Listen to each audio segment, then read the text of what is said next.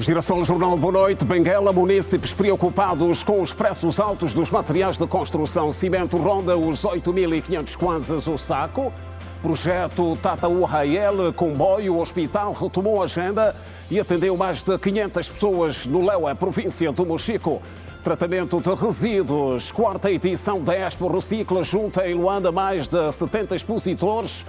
Bombeiro Salvador, mais de 1.000 efetivos encerraram em Luanda o curso de especialização. Golpe de Estado na Guiné-Bissau, cidadãos residentes em França prometem sair as...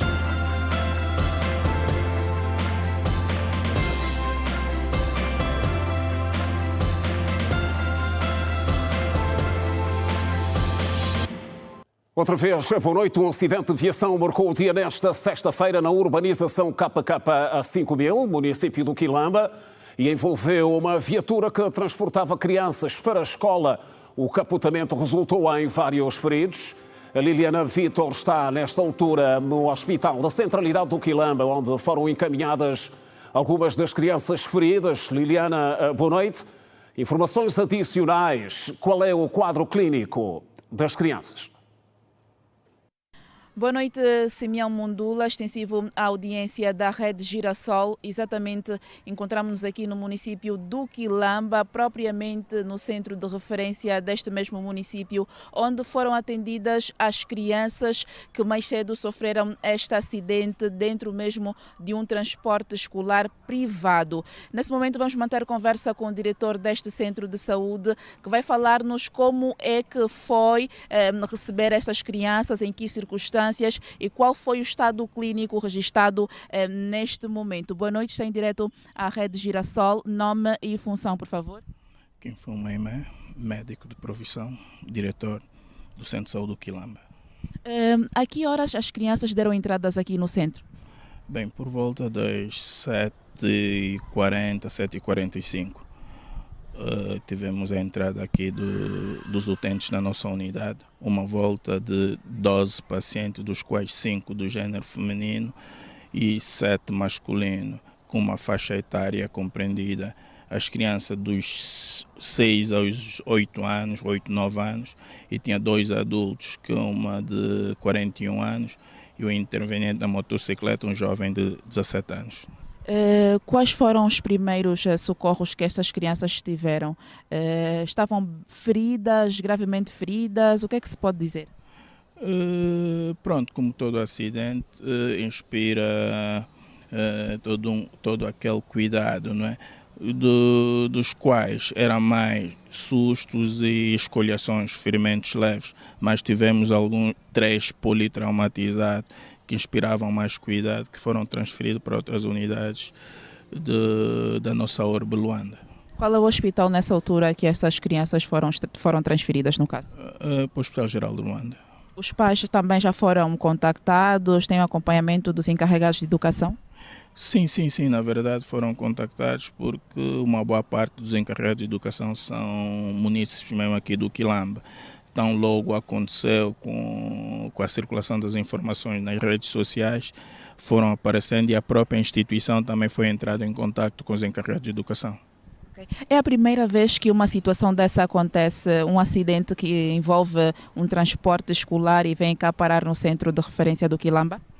Infelizmente não, temos tido muitos casos de género recorrente, mas com esse nível de gravidade é a primeira vez.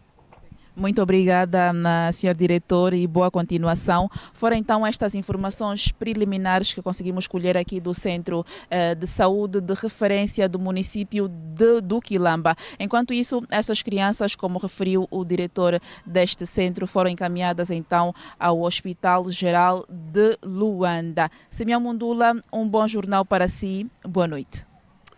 Ora, muito boa noite, Liliana Vitor. E o acidente de viação que marcou esta sexta-feira na urbanização KK5000 envolveu um transporte escolar, várias crianças feridas, um assunto que vamos continuar a acompanhar.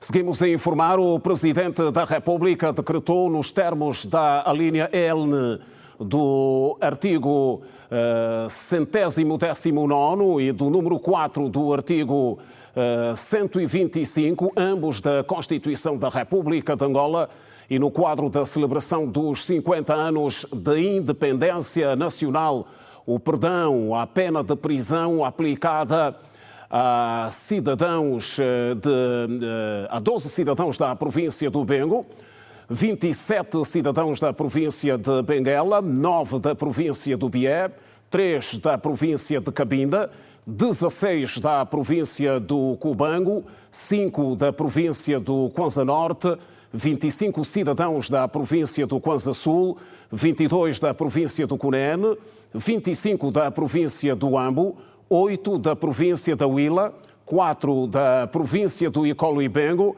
51 da província de Luanda, 8 cidadãos da província da Lunda Norte, 21 na província da Lunda Sul, 20 na província de Malange, 3 na província do Mochico, província do Namibe, 15 cidadãos, 9 na província do Ige, 17 na província do Uige. São cidadãos que beneficiaram do perdão, indulto presidencial, no quadro dos 50 anos de independência nacional. O Presidente da República, João Lourenço, por conveniência de serviço, deu por fim o mandato de Edmio Flávio Macundi Fernando, do cargo de administrador para a área de formação da Escola Nacional e ainda na sequência, no decreto assinado nesta sexta-feira, o Presidente da República dá por fim do cargo, portanto, nomeou António Jorge Capemba. Também hoje, igualmente por conveniência de serviço, o Presidente João Lourenço exonerou as entidades que compõem o Conselho de Administração da Empresa Pública de Águas, EPAL-EP, que são nomeadamente Adão Manuel da Silva, Presidente do Conselho de Administração, Kelson Miguel Domingos, Administrador Executivo, Enoque Francisco Lopes da Costa, Administrador Executivo, Eva Dinamene Damião Fernandes da Costa, Administradora Executiva, Kubik Lídia Bernadette Garcia, Administradora Executiva, Armando João, Administrador Não Executivo, Celeste de Jesus Sequeira Bragança, Administradora Não Executiva, Kavina Boteco Pedro Navumbo, Administrador Não Executivo.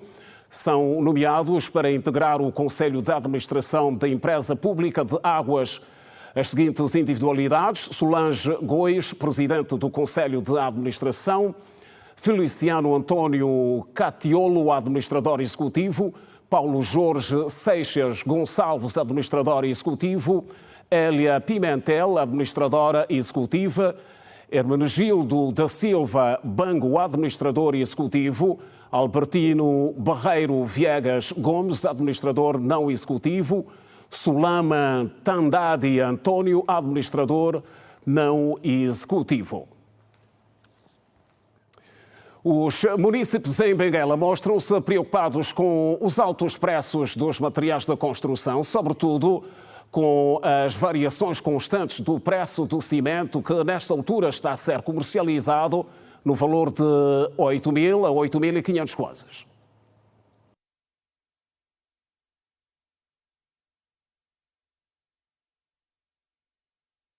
A reportagem da Rede Girassol esteve neste local, na zona alta da cidade de Benguela, conhecido como Zona dos Caminhões de Areia, para se inteirar da realidade quanto aos atuais preços dos materiais de construção. Em função da subida dos combustíveis, dos derivados, enfim, nós, nesse momento, os preços estão estabelecidos, não assim muito exagerado, mas na medida do normal. Um caminhão de 18 metros cúbicos estamos a fazer 60.000 kwanzas. O caminhão de areia, aqui na proximidade. O caminhão de pedra, um caminhão de 18 metros cúbicos, fica 150.000. Em relação aos anos passados, qual é a avaliação que faz dos preços? Subiu ou desceu? Olha, a avaliação dos anos passados, olha, realmente subiu. Em função dos derivados. O cimento, produto principal para a construção civil, que há cerca de 2 meses estava na casa dos 4 a 5 mil kwanzas, está agora a custar 8 a 8.500 kwanzas. Aos clientes hoje baixou muito, o nível dos clientes baixou muito, através da subida do preço do cimento. Nesta altura o cimento está a quanto? Nesta altura estamos a ver o cimento a 8.500 kwanza. Por isso está mesmo difícil. Está muito difícil. Agora só vendemos também por encomenda. Não é assim tanto, porque antes essa parada estaria cheia de caminhões. De lá para cá estaria cheia de caminhões. Os caminhões estão encostados. Trabalhamos por encomenda. Aquele cliente que precisar, que tem o nosso número, ele liga, a gente vai carregar. Com o alterar do preço, vai ficar mais complicado ainda, claro. Vai ficar mais complicado, porque isso vai fazer com que muitas obras fiquem paradas. E quando as obras ficam paradas, nós aqui também não vendemos quase nada. Nesta zona de venda de inertes para a construção civil, os seus vendedores falam de baixa nas vendas de areia, pedra e bridas por conta de vários fatores, entre os quais a subida do gasóleo e dos altos preços. Hoje mudou através da subida do combustível, o custo de vida também. As pessoas que partiam pedra na montanha, hoje já muitos não partem mais pedra, não têm força de partir a pedra através do custo de vida, porque lá é preciso água. Hoje em dia está mal. Nós estamos a ver muitas obras paradas que começaram com muita força, até hoje já não ligam mais grandes clientes. Grandes clientes para apoio de mesmo. Hoje as obras estão paradas, na verdade. Benguela e alteração constante dos preços dos materiais de construção, com principal realce para o cimento, que está agora a rondar entre 8 a 8.500 kwanzas. O projeto Tata Urrael retomou a sua agenda e realizou mais de 500 consultas médicas no município do Leua, província do Mochico. Durante a quinta estação desta fase piloto foram disponibilizados serviços de medicina interna, ginecologia obstetrícia, oftalmologia, pediatria, medicina geral e familiar, vacinação e também exames laboratoriais e tratamentos primários. Susana Carrillo e Michel Cacoma são dois munícipes que entraram para as carruagens clínicas, mas não para viajar, sim em busca de saúde. E para eles, uma experiência gratificante. Aproveitei fazer minha consulta de oftalmologia porque precisava muito, não tinha condições para ir, às vezes para Benguela, mas aproveitei já aqui a minha consulta, porque tem pessoas mesmo desfavorecidas que precisavam mesmo dessa consulta. Fez consulta do meu filho, me atenderam muito bem, me deram medicamento, estou muito feliz mesmo. O governo continua na mesma, porque isso é que o povo queremos. Foi o sentimento que ficou depois da passagem das carruagens clínicas pelo município do Leua, província do Mochico, iniciativa promovida pela primeira-dama da República, Ana Dias Lourenço, através da Fundação Ganazenza para o Desenvolvimento Comunitário, com o objetivo de aproximar serviços de saúde especializados às comunidades de difícil acesso ao longo do corredor ferroviário Lubito-Luau. Durante a quinta estação desta fase piloto, foram disponibilizados no município do Leua, nos dias 25 e 26 do corrente, serviços de medicina interna, ginecologia obstetrícia, oftalmologia, pediatria, medicina geral e familiar, vacinação, além de exames laboratoriais e tratamento primário, como confirma o coordenador clínico do projeto, Edmilson Serra. Houve mais casos de crianças desnutridas nesta região do Leua. Nós evacuamos mais de 10 doentes e estes doentes preocupou-nos uma criança que foi transferida com o diagnóstico de um megacólon congénito. Transferimos também casos de hipertensão. Transferimos o caso de uma criança, ou de vários casos de tuberculose também. Registramos também vários casos de tuberculose cá no Leua, diferente também das outras populações, e um caso de co-infecção HIV-TB, que também foi preocupante. Este caso também foi transferido para as unidades de referência, neste caso no Luena. Karina Monteiro, curadora da Fundação, explicou que esta fase piloto serve de antevisão para a implementação do ano 1, período em que as expedições passarão a ser regulares e que a última fase desta etapa acontecerá ainda no Mochico Leste. Superamos as expectativas, tínhamos uma previsão de atendimento para os 2 dias de cerca de 400 utentes, conseguimos transcender esta meta, atendemos mais de 500 pessoas. Foi um bom acolhimento, agradecemos ao município do Lewa, agradecemos à direção provincial do Mochico. Fomos muito bem acolhidos, portanto toda a estrutura muito bem organizada. A iniciativa contou com o apoio do Governo Provincial do Mochico, das Direções Provinciais e Municipal de Saúde e da Administração do Lewa. Podemos constatar e fazer um balanço positivo, sobretudo no atendimento dos profissionais que vieram da carruagem clínica. Queremos agradecer na Fundação esta organização e essa iniciativa de apoiar na resolução dos problemas, naquilo que são os cuidados primários da saúde. O projeto Tata Huayel conta com o patrocínio do Lobito Atlantic Railway, colaboração dos Caminhos de Ferro de Benguela e a prestação de serviços clínicos da Clínica Sagrada Esperança.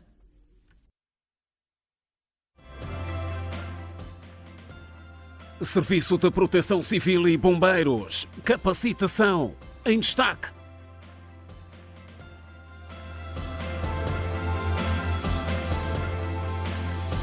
Para ver mais à frente no Giração Jornal, teve início nesta sexta-feira o 14º Congresso Ordinário da UNITA, que decorre em Luanda, durante o ato de abertura de Alberto Costa Júnior, que disputa a presidência com Rafael Massanga Savimbi, disse que o Partido do Galo Negro está pronto para a aplicação de reformas reais que beneficiem a todos os angolanos. Os pouco mais de 1.250 delegados vão nos próximos 3 dias decidir quem deverá liderar a UNITA. Adalberto Costa Júnior e Rafael Massanga Savimbi concorrem para a presidência do partido, que tem as linhas estratégicas definidas para a alternância política em 2027. Segundo o candidato que concorre para a sua própria sucessão, Adalberto Costa Júnior, o 14º Congresso Ordinário representa uma oportunidade soberana para a definição de estratégias que se traduzam na alternância do poder político no país. Nós na UNITA estamos decididos, determinados e assumidos a trabalhar com todos para operar a tão desejada mudança política que Angola clama. Faremos do nosso 14º Congresso Ordinário a plataforma e oportunidade especial para a definição da estratégia e programas que se traduzam em esteio para a concretização da mais legítima e nobre aspiração dos angolanos, a alternância democrática do poder político. Adalberto Costa Júnior entende que a alternância democrática deve ser vista como um processo natural e isento de ameaças. O candidato à presidência do maior partido da oposição em Angola disse que, em caso de serem poder em 2027, estarão prontos para a aplicação de reformas reais que beneficiem a todos os angolanos. A alternância democrática deve ser vista como um processo natural de maturação política, nunca vista como uma ameaça. A UNITA propõe-se e apresenta-se como alternativa viável e credível para assumir as rédeas do poder político em 2027. Somos firmes defensores da economia de mercado e de reformas capazes de proporcionar estabilidade, dignidade à vida de todos os angolanos. Por sua vez, Rafael Massanga Savimbi, que também concorre à presidência da UNITA, disse que, apesar da sua juventude, está pronto para assumir o Partido dos Maninhos. Massanga esclareceu que a sua campanha não foi de ataques, como se fez parecer em muitos ciclos de debates. A juventude, não só da UNITA, mas da Angola de forma geral, precisa de uma liderança diferente, de uma liderança mais jovem, que responda cabalmente aos desafios e aos anseios dessa juventude. Então eu estou aqui e, sabe, é pela primeira vez na história política da Angola, sobretudo nos últimos 20 ou 30 anos, que alguém, um militante, um quadro com menos menos de 50 anos assume esta responsabilidade de poder apresentar sua candidatura e dirigir um partido tão importante e histórico como a UNITA. Então eu estou aqui firme, eu repito firme, e também dizer que eu não fiz uma campanha de ataques, porque eu acho que a política deve ser feita com ética e moral. Todos ouviram muitas coisas que não correspondem à verdade e eu estou aqui firme para reafirmar o meu compromisso de continuar a trabalhar para que a UNITA não só realize este congresso num clima, diria, de paz, num clima de concórdia, mas sobretudo que a UNITA se posicione para que em 2027 assuma o poder político, ganhe a eleição e então faça governo. A abertura do 14º Congresso Ordinário, que foi testemunhado por líderes de partidos políticos e observadores internacionais, vai, entre outras, estabelecer a linha político-ideológica da UNITA, rever os estatutos e o programa do maior partido da oposição. O Presidente da República, João Lourenço, recebeu hoje em audiência uma delegação do Partido para Já Servir Angola, chefiada pelo líder da formação política, Abel Vucu. Em declarações à imprensa, após o encontro, o diretor-geral para o processo eleitoral do Para Já Servir Angola, Domingos Jardo Muecalha, afirmou que a audiência marca o início das relações institucionais formais entre o partido e o titular do Poder Executivo. Lembrou que o Para Já Servir Angola foi legalizado pelo Tribunal Constitucional a 7 de outubro de 2024 e realizou o seu Congresso Constitutivo de 19 a 22 de maio de 2025, razão pela qual considerou oportuno o primeiro contacto oficial com o chefe de Estado. O ministro da Juventude e Desportos, Rui Falcão Pinto de Andrade, esclareceu que os problemas do Conselho Nacional da Juventude devem ser resolvidos internamente e que nada tem a ver com o MIJUD. Rui Falcão esteve no especial entrevista desta quinta-feira, aqui na Rede Girassol. Nas últimas semanas foram difundidas informações que dão conta de um grupo de jovens ligados a organizações filiadas ao Conselho Nacional da Juventude que exigem a saída da direção do atual presidente da organização, Isaías Kalunga. Entre as motivações apontadas pelas associações estão questões relacionadas à má gestão daquela estrutura juvenil. Questionado sobre o assunto, o ministro da Juventude e Desportos, Rui Falcão, referiu que a situação nada tem a ver com o MIJUD. Todavia, sinalizou que tem acompanhado o desenrolar do problema e que, inclusive, já reuniu com a direção do CNJ para recomendar a procura das melhores vias para a resolução da mesma situação. Temos estado a ouvir as organizações juvenis. Recebemos alguma documentação vinda de várias organizações juvenis, remetemos essa documentação para o CNJ. O CNJ é que tem no seu seio que dirimir esses problemas.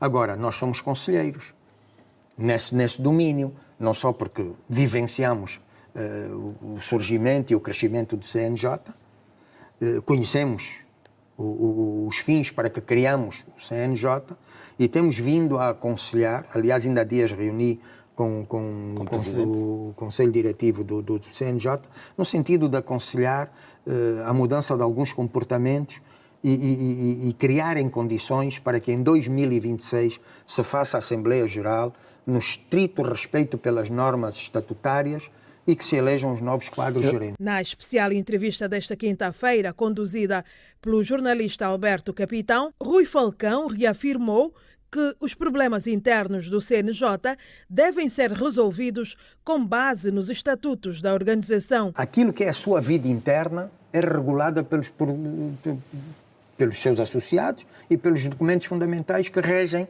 a organização.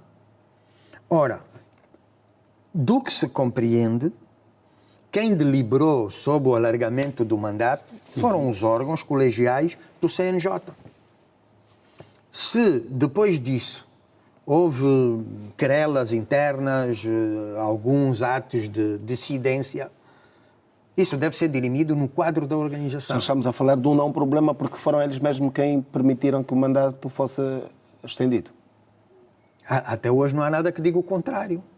Essas deliberações foram tomadas pelos órgãos competentes da organização. E estas próprias associações têm competência para destituir a direção? Não, para destituir a organização tem que, no quadro dos estatutos do próprio CNJ, convocar uma Assembleia Geral que tome essa decisão. O ministro da Juventude e Desportos explica que o CNJ não pode ser visto como representante legal da juventude angolana, uma vez que nem todas as associações se revêem na organização. Rui Falcão acrescentou ainda que o Conselho Nacional da Juventude não faz parte da estrutura orgânica do Ministério da Juventude e Desportos. O CNJ tem um papel muito concreto a realizar, que é o de fazer programas convergentes das organizações no sentido de trazer ao Estado as suas principais preocupações e, inclusive, propostas de solução. A materialização já não é da competência do CNJ. Não podemos confundir isso com uma organização juvenil. As organizações juvenis são organizações privadas da sociedade que têm alguma utilidade pública em função do espectro que tenham definido para a sua própria organização. São estas organizações que fazem parte do CNJ? Que podem fazer. Ok. No caso do CNJ, eu creio que o CNJ tem neste momento cerca de 50 organizações inscritas. Mas no universo angolano há muito mais do que 50 organizações juvenis. E o CNJ não faz parte da orgânica do Ministério?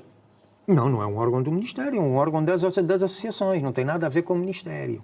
Ele é um órgão autônomo das organizações juvenis e, como tal, são elas as responsáveis pelo seu funcionamento. Rui Falcão Pinto de Andrade, ministro da Juventude e Desportos, no especial entrevista desta quinta-feira da TV Girassol. A mecânica atrai cada vez mais jovens no mercado angolano. A profissão técnica que abre portas para vários ramos é vista como alternativa para o autoemprego. Edna Firmino retrata na reportagem a seguir histórias reais. Acompanhe. No Largo da Turada, sem uma estrutura montada, surgiu uma oficina mecânica. Um espaço que acolhe vários jovens com diferentes idades, que aprendem sem medo a primeira profissão. Como é o caso de Weza Joaquim, que aos 14 anos teve de deixar de estudar para trabalhar. E nesta oficina foi acolhido e conseguiu o primeiro emprego. Entrei pequeno, com meus 14 anos. Trabalhei como ajudante, passar chave e depois me tornei prático. Tinha que parar de estudar porque estava a me atrapalhar. Vi tipo estudo estava a me atrapalhar. Eu estudava e vinha na oficina, estudava e vinha na oficina mais.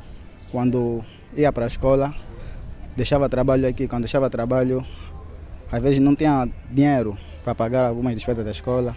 Por isso tinha que deixar de ir para a escola para aprender, ficar mais prático, para conseguir depois pagar as despesas. A maioria dos jovens que aqui trabalham vieram por intermédio dos pais e dos irmãos e contaram à nossa reportagem como tem sido o seu dia a dia. Foi o meu irmão quem sugeriu isso para mim. Ele me perguntou o que eu gostaria de fazer. Bem, eu disse que a profissão que eu gostaria de aprender é técnico de frio. Então ele me trouxe aqui e comecei a trabalhar, isso já em 2016. O que é mais fácil fazer? Bem, como é trabalho, nada é fácil, né? Mas consoante o tempo, você se adapta ao trabalho e vês que já não há muita dor de cabeça. A princípio foi por influência dos pais, mas depois, consoante o tempo, comecei a ver que, passei a gostar e esta foi a primeira profissão. Primeira coisa a aprender e estou a gostar. Procurem, lutem e se encontrarem, façam esforço para conseguir aguentar e de certeza que vai ser melhor, porque isso de certa forma ajuda a pessoa não só em sentido de necessidades, mas também para o seu futuro e futuro da sua família e tudo mais. Tem sido um pouquinho difícil porque é muitos carros que aparecem aqui, mas conseguimos superar. Um dos mestres da oficina disse que neste momento trabalha com 18 ajudantes e todos estudantes trazidos pelos próprios pais. Já formei ajudante angolano, 15 pessoas assim. Então, outro está trabalhando na empresa, outro está no Malanze, outro está no Ambo, outro está no outro já viajou a Portugal. Então, esse momento, ajudante que eu tenho aqui, estou 18 ajudantes. Graças a Deus, o dia que eu cheguei aqui em Angola, não tem problema, estou a trabalhar, estou a formar também. Tem 3 pessoas que não estão a estudar essa hora. O resto tudo está a estudar.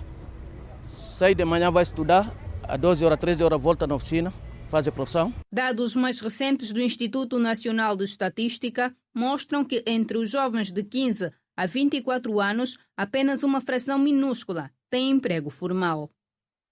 A mecânica que atrai cada vez mais jovens no mercado está em aprovação na Assembleia Nacional. A proposta de Orçamento Geral do Estado 2026, o Girassol Jornal traz de volta o economista Mário Saveto para uma análise que se impõe sobre este assunto e também o que acabamos de ver. Dr. Mário, bem-vindo ao Girassol Jornal de volta.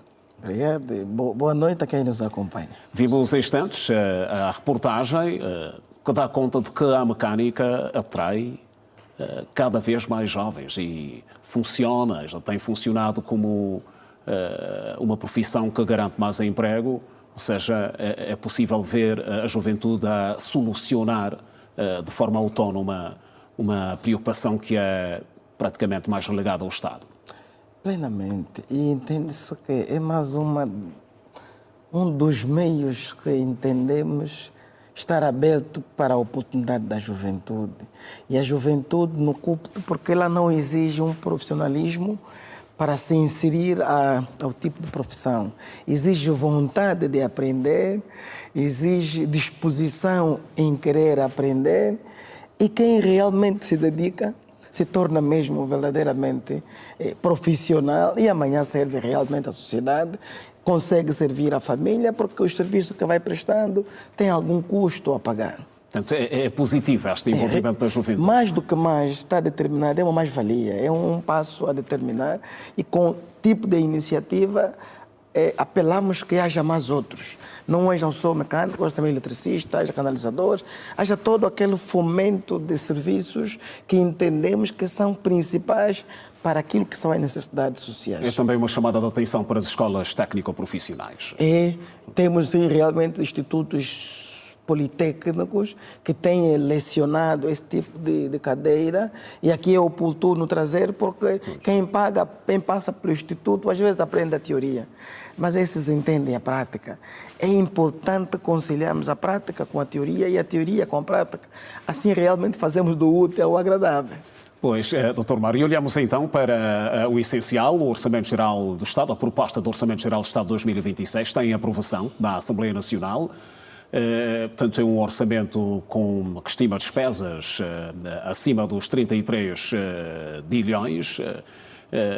Como é que se pode olhar para esta proposta que está no Parlamento em termos de prioridades para o setor social, Dr. Mário? Primeiro precisamos perceber que os orçamentos são projeções que o Ministério das Finanças apresenta à Assembleia para se pensar na aprovação e posterior fazer a execução. Estamos a falar de um diferencial que tendia em 2025 34,63 bilhões de kwanza para o que foi projetado agora. E provavelmente vai agora à aprovação, se já não foi aprovado, tende a 33,24 bilhões de kwanza. É um orçamento que entendemos que a olhos nu satisfaz. E provavelmente venha a satisfazer. Mas o que mais nos chama a atenção é que é primeiro o orçamento que o Estado vai trazer para fazer a execução, que não vai depender totalmente das receitas petrolíferas. Estamos a falar no preço do barril de $61, pelo qual foi projetado, e o Estado esta vez traz 12 incrementos que a mim interessam. Primeiro, traz o conceito de manutenção das infraestruturas. Ou seja, dentro do Orçamento Geral do Estado, o Estado prevê um valor que vai alocar só para fazer a manutenção das infraestruturas. Para a própria área social, tende a 25,3%. Estamos a falar em termos global, 8,4 bilhões de kwanza, sob o orçamento que foi projetado. O que significa isto? Em número Não diz nada. Mas em rúbrica transmite e traduz muita coisa. O setor vamos resumidamente ter um orçamento equilibrado no próximo ano. É um orçamento desafiante para o Executivo. Temos que assumir isto. É um orçamento desafiante se pensarmos e olharmos no nível de endividamento. Mas entendemos que com a racionalização daquilo que tem sido as políticas que o Estado tem realizado e as reformas, provavelmente venha a conseguir lidar com o mesmo orçamento.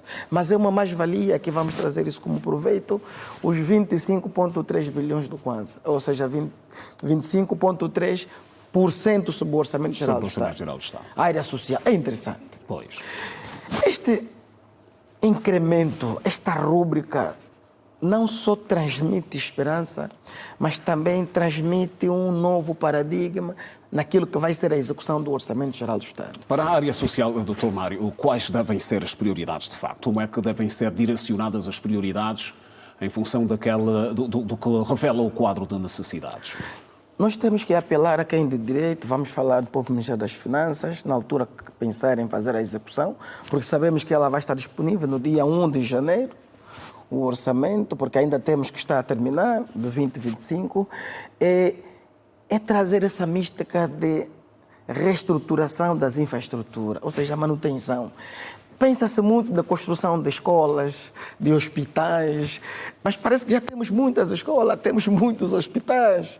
Acho que o oportuno agora é subaproveitarmos aquelas escolas existentes e criarmos condições para as mesmas.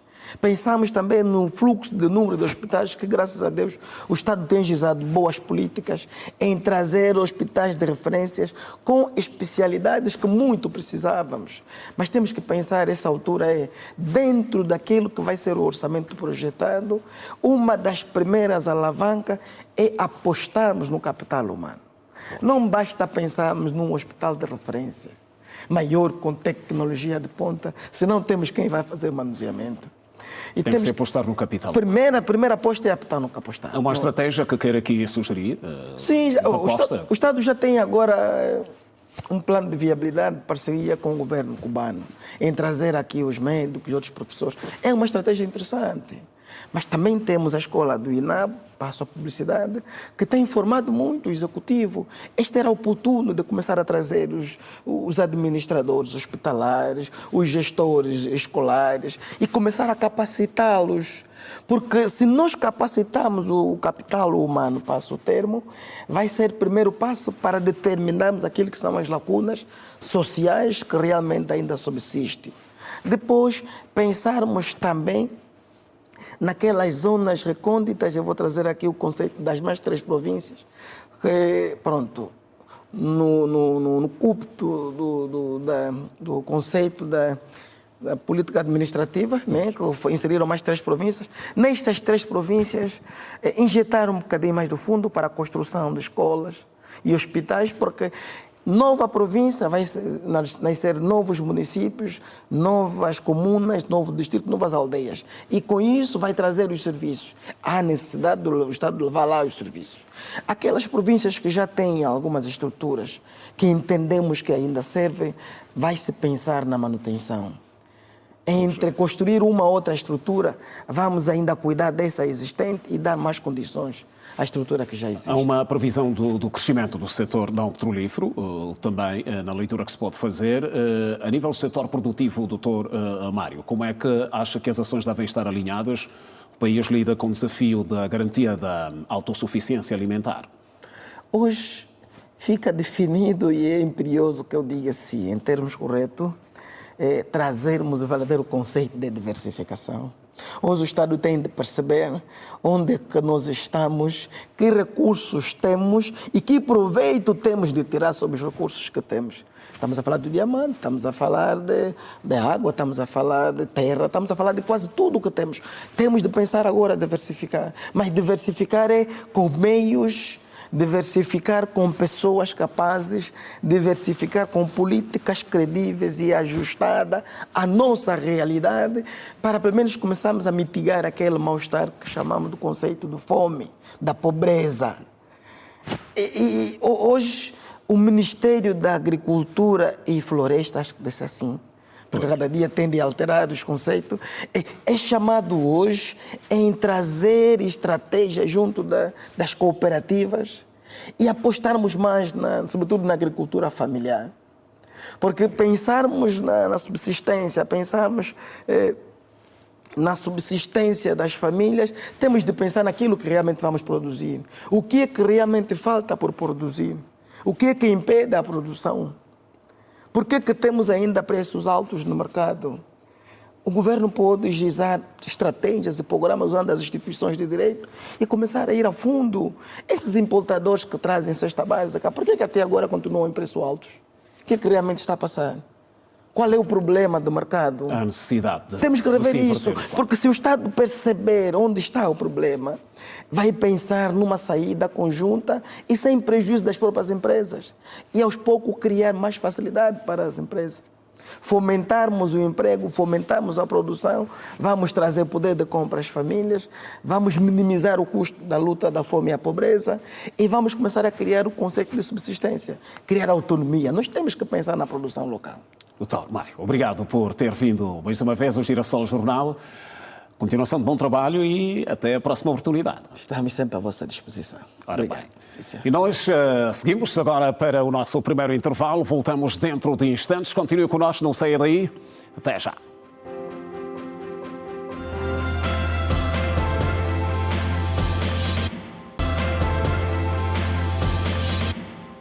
Estão de volta as notícias no Girassol Jornal. Angola realizou nesta semana a primeira exportação de pintos produzidos no país, com genética brasileira, em Embrapa.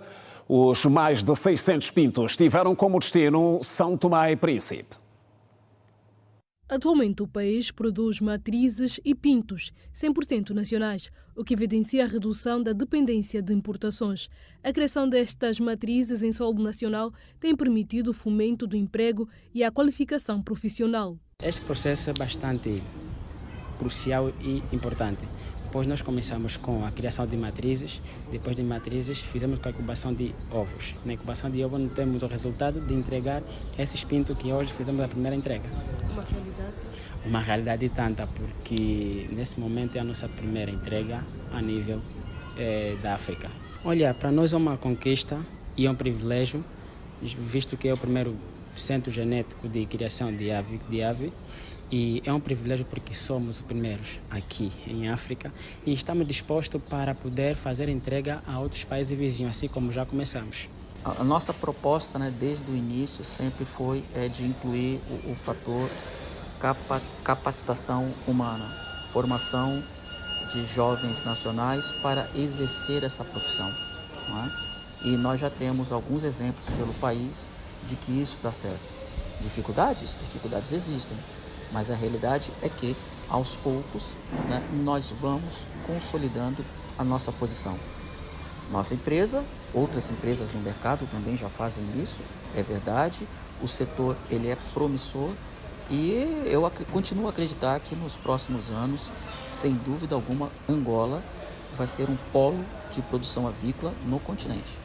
Aconteceu em Luanda o primeiro embarque de mais de 500 pintos produzidos no país com genética brasileira Embrapa. Este marco histórico resulta diretamente da implementação do banco genético West Aves em Angola, que opera com tecnologia brasileira transferida no âmbito da cooperação técnica entre Angola e o Brasil. No nosso caso em específico, veio esse pedido a partir de um produtor de São Tomé e Príncipe, e nós, assim, com muito orgulho, com muita satisfação, pudemos ser a opção escolhida por eles. Então, a gente é muito feliz. Evidentemente que é apenas o primeiro embarque de mais uma série de outros que já estão programados e contratados. Hoje são os primeiros 6.000 pintos que são embarcados com destino a São Tomé e Príncipe. A iniciativa marca um passo fundamental na estratégia de posicionar Angola como uma referência regional em genética avícola. Estamos aqui a testemunhar esse grande evento, o primeiro de muitos que se espera que venha a se concretizar, que é a exportação de pintos de corte da matriz Embrapa 021 para um país africano, no caso São Tomé. Angola realizou pela primeira vez a exportação de pintos de um dia com genética brasileira Embrapa, Com este passo, o país quer ser referência regional em genética avícola. O ministro das Relações Exteriores, Tete António, recebeu na manhã desta sexta-feira em Luanda a encarregada de negócios da Embaixada dos Estados Unidos da América em Angola. Durante o encontro, os responsáveis analisaram o estado atual das relações bilaterais, destacaram os progressos alcançados nos domínios político, diplomático, económico, segurança, boa governação e cooperação técnica. A reunião permitiu igualmente reiterar o compromisso mútuo de fortalecer o diálogo estratégico e ampliar iniciativas conjuntas que contribuam para o desenvolvimento sustentável do país. Foi ainda sublinhada na reunião a importância do apoio norte-americano aos esforços nacionais de diversificação da economia e de promoção da estabilidade regional.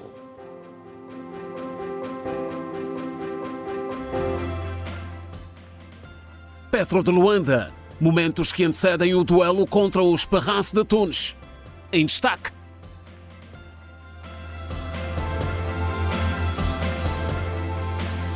O desporto é mais à frente, olhamos a seguir para a atualidade além fronteiras. O golpe de Estado na Guiné-Bissau resulta em várias reações. Os cidadãos bissau-guineenses residentes em Paris, França, prometem sair à rua neste domingo para se manifestarem contra o golpe de Estado que consideram ser um espetáculo da administração de Sissoko.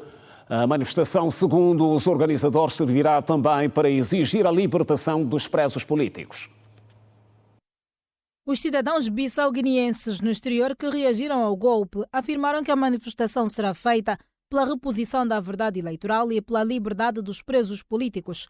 Os ativistas responsáveis pelo protesto consideram que o golpe de Estado, que chamam de espetáculo de Sissoko, só vem mostrar ao mundo o que os guineenses sofrem há anos. O protesto vai acontecer no domingo a partir das 13 horas para exigir transparência, justiça e o fim das perseguições políticas. Entretanto, no país, com o levantar do recolher obrigatório, alguns serviços voltam ao funcionamento normal, com a abertura de locais como mercados, por exemplo.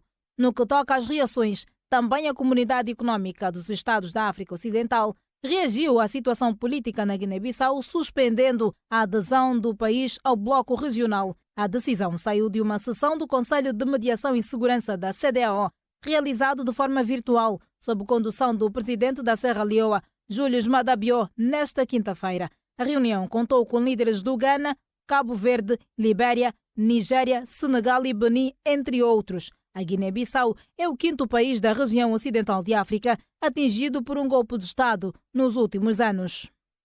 As agências da Organização das Nações Unidas apelaram aos Estados Unidos que continuem a permitir o acesso de imigrantes requerentes de asilo ao país. O apelo das agências é feito depois do presidente dos Estados Unidos, Donald Trump, ter anunciado que suspenderia a migração dos cidadãos por terceiro no mundo.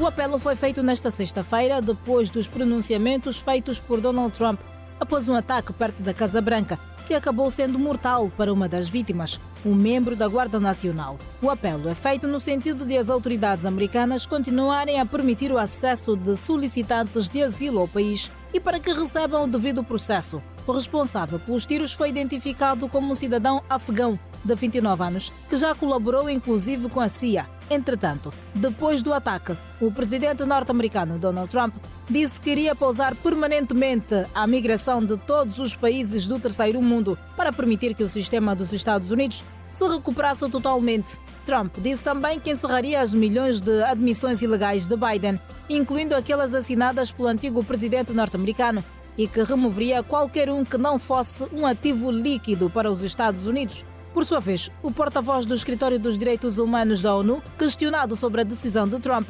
afirmou que o país tinha o direito à proteção sob o direito internacional e isso deveria receber o devido processo legal. 8 pessoas foram detidas em Hong Kong na sequência das investigações sobre o incêndio que devastou um complexo de apartamentos, causando a morte de pelo menos 128 pessoas. As detenções foram feitas pelo órgão anticorrupção de Hong Kong. As causas do incêndio, que atingiu uma área com cerca de 2.000 apartamentos, ainda não foram identificadas. Dados das autoridades indicam que, além das 128 vítimas mortais, há um registro de 200 pessoas desaparecidas, além das mais de 70 feridas, em consequência do pior incêndio registrado no país em mais de meio século. Subiu para 174 o número de mortos em consequência das inundações repentinas e deslizamentos de terra na Indonésia.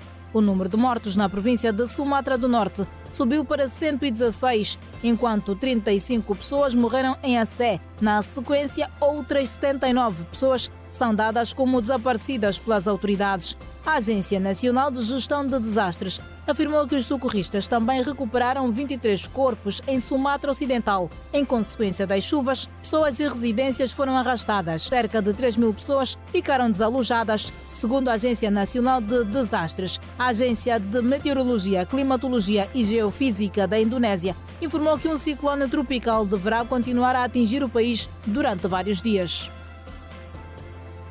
A cidade de Londres, no Reino Unido, acolhe desde quinta-feira no Centro das Artes um workshop e a peça teatral de atuação do músico angolano Derito. O projeto é uma iniciativa da agência de Batuque Royal de Telo Morgado, angolano radicado no Reino Unido com financiamento do governo britânico no âmbito dos 50 anos da independência de Angola. A peça de teatro sobre a independência retrata o drama de uma senhora portuguesa que ficou confinada durante 28 dias após a proclamação da independência num apartamento em Luanda, enquanto os ex-colonos fugiam do país, sobrevivendo da generosidade de um menino angolano que a abastecia com mantimentos. O conceituado músico angolano Paulo Flores faz o cartaz do evento neste último dia. Angola terminou com 3 medalhas, uma de ouro, uma de prata e uma de bronze. O primeiro dia do 12º Campeonato Africano de Canoagem, que decorre no nosso país. Várias nações africanas desceram nesta sexta-feira nas águas oceânicas da Baía de Luanda no arranque do Africano de Canoagem, que Angola acolhe pela primeira vez. Estão na corrida e na luta neste 12º Campeonato Africano de Canoagem, 3 categorias, sendo a de Sénior, Sub-23 e a de Júnior.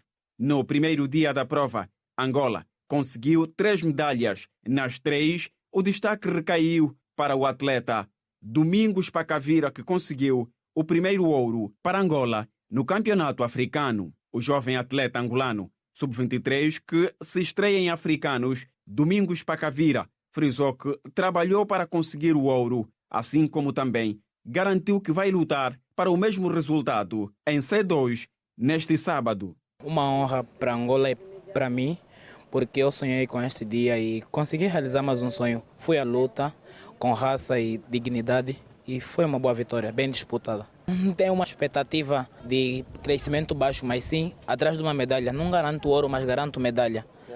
Sim, porque já agora os adversários são fortes nessa categoria que vamos disputar amanhã. São muito fortes e já tivemos junto em algumas provas, mas prometo fazer melhor porque minha casa quem manda sou eu. Segundo a presidente da Federação Angolana dos Desportos Náuticos, Paula Lima Matoso, o Campeonato Africano de Canoagem superou as expectativas em termos de organização. Começamos muito bem aqui este campeonato. Posso dizer que fechamos o primeiro dia com uma medalha de ouro, uma medalha de prata e uma medalha de ouro para a seleção angolana, o que já nos dá aqui muito entusiasmo para aquilo que ainda está por acontecer até o último dia do campeonato. Mas de uma forma geral a competição está a correr bem, temos toda a logística a funcionar bem, toda a parte técnica e o mais importante, temos atletas motivados, não só pelo nosso campo de competição ser este cenário perfeito da Baía de Luanda, mas também porque criamos aqui todas as condições para uma boa prova, uma prova com estes estándares de qualidade de nível mundial. 2 delegações, a de Moçambique e a do Togo, não confirmaram presença na prova. No entanto, A líder federativa deixou claro que isto não afetará o andamento da competição. Houve 2 delegações que depois acabaram por não vir, Moçambique e Togo, mas foram questões internas de decisão deles que não acabaram por não embarcar, mas temos as outras delegações que estão aqui. Angola, a par de Domingos Pacavira, que conseguiu a medalha de ouro, medalharam igualmente Fernandes Ngunza com uma de prata em sub-23 K1 e Giovanni Fidalgo, que obteve uma de bronze em júnior. O Petro de Luanda mede forças com o Esperance de Tunis neste sábado em Luanda, duelo a contar para a segunda jornada da Liga dos Campeões da CAF. O único representante angolano na Liga dos Campeões da CAF, Petro de Luanda, já prepara o jogo da segunda jornada que será em casa. Para este duelo, o treinador tricolor Frank Artiga mostrou algumas incertezas do que poderá ser a prestação dos tricolores por causa de sequência de jogos. Difícil jogar cada 3 días, no durante una semana, sino toda la época. Esto no es normal, lo llevo diciendo desde el primer día, que aquí los calendarios hay que intentar, no sé de quién es la responsabilidad, pero no podemos jugar cada 3 días durante 7 meses, es imposible y eso trae problemas, pues como ha dicho, ¿no? No sabemos si Gilberto podrá jugar a mañana, no sabremos si Quinito podrá jugar a mañana, y porque son lesiones que necesitan una semana de recuperación y no lo sabemos. Entonces vamos a ver mañana por la mañana, vamos a testar a los jugadores, vamos a saber exactamente quién puede jugar y quién no. Frank Artiga também reconheceu o poderio do adversário. Todavia, mostra-se confiante, pois o objetivo principal é conquistar os 3 pontos. Para nosotros Esperance es un gigante de África. He dicho antes al cual respetamos mucho por su historia, por su potencial, por su cualidad, pero que tampoco tenemos miedo. Al final es un partido 11 contra 11 donde nosotros vamos a competir con nuestras armas, con nuestra fuerza y Esperance con su fuerza también, su calidad, pero siempre ya sabéis lo que os digo, que nosotros no vamos a cambiar nuestro estilo, nuestra manera de jugar a fútbol por un juego. Vamos a ser proactivos, vamos a intentar ganar el partido, buscar la portería rival y aun respetando al Esperance, lo vamos a seguir haciendo. No grupo D, o Petro de Luanda lidera com 3 pontos. Enfrenta o Esperance de Tunis neste sábado, que empatou no primeiro duelo. Este jogo acontece às 17 horas no Estádio Nacional, 11 de novembro. É o Girassol Jornal, mas no intervalo a seguir, volte connosco, não saia daí. Até já.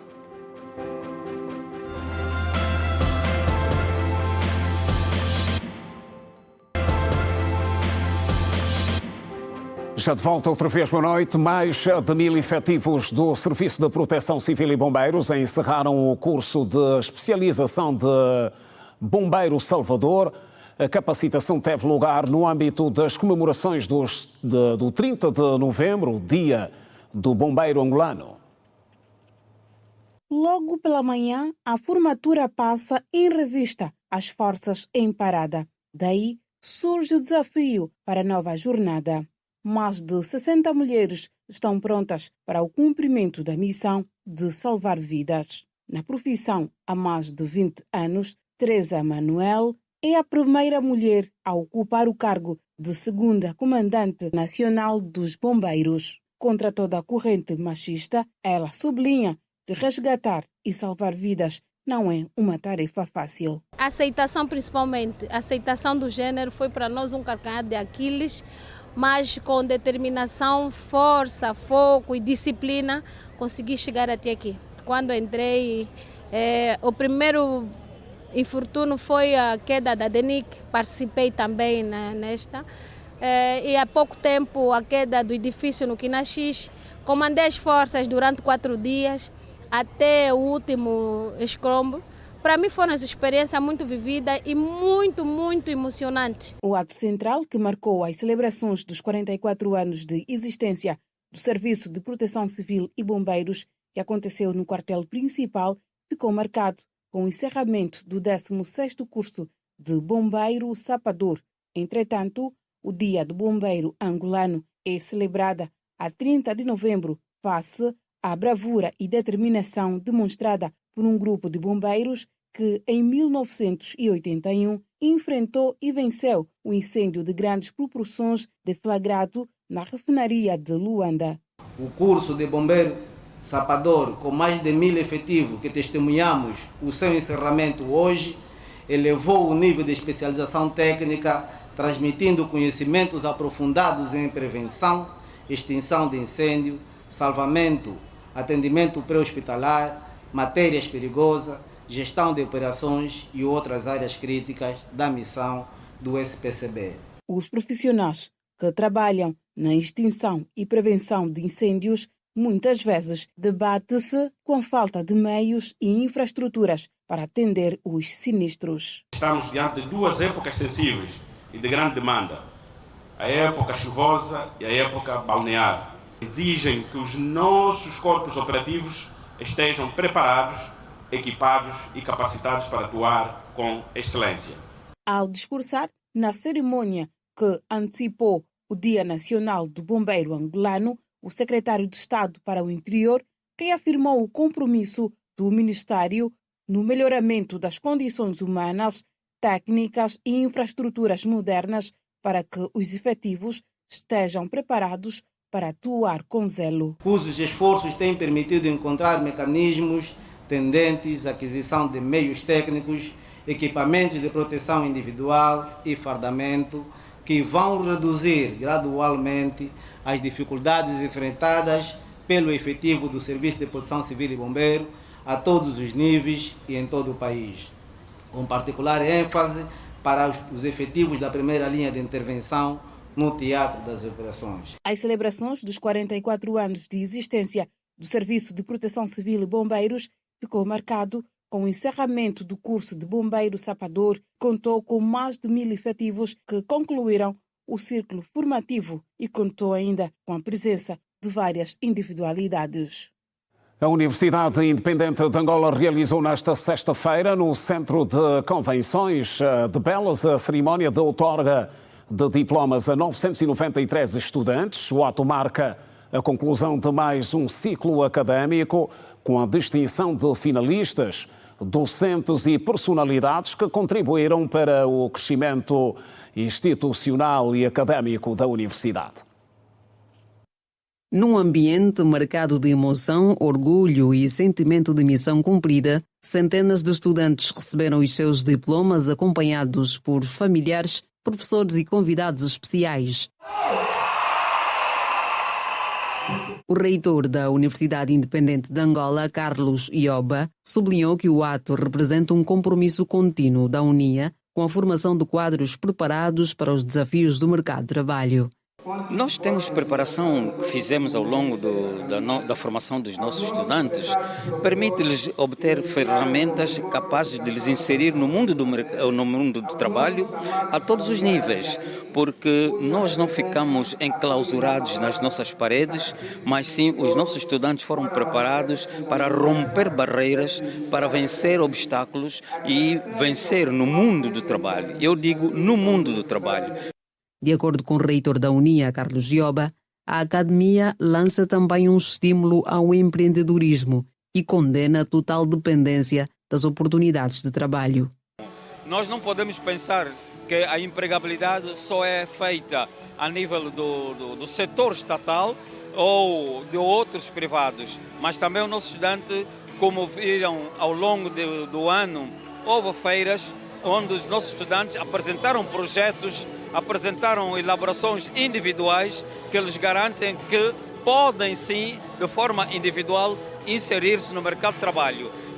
Entre os finalistas, o sentimento comum é de conquista, mas também de responsabilidade perante o futuro.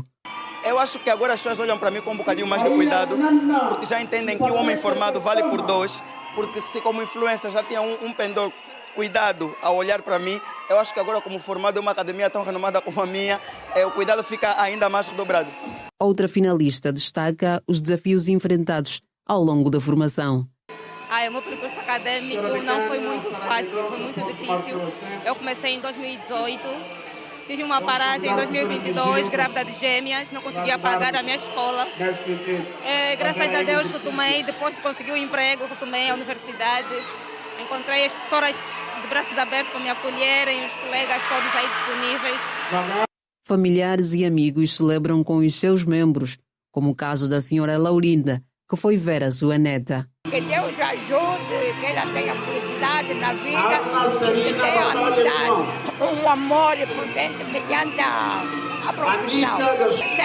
Sério humilde, sério atento ao serviço que ela escolher. E o pai de um dos finalistas, Venâncio Bastos, destacou o orgulho pela conquista do filho.